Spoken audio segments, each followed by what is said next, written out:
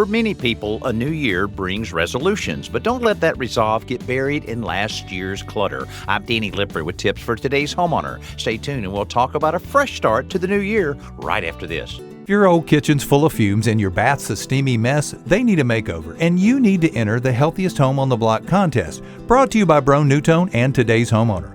The winner gets a healthy home audit, a kitchen range hood, bath vent fans, and a whole house ventilation system. Plus, their makeover will be featured on a special episode of the Today's Homeowner TV show. See official rules and enter now for your chance to win the healthiest home on the block at todayshomeowner.com/healthyhome.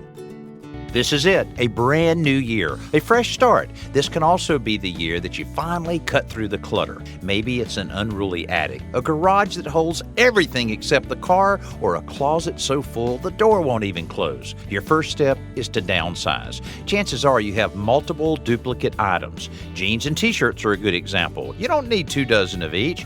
Next, it's time to divide and conquer. Sort items into these 4 categories: keep, donate, recycle, and dispose.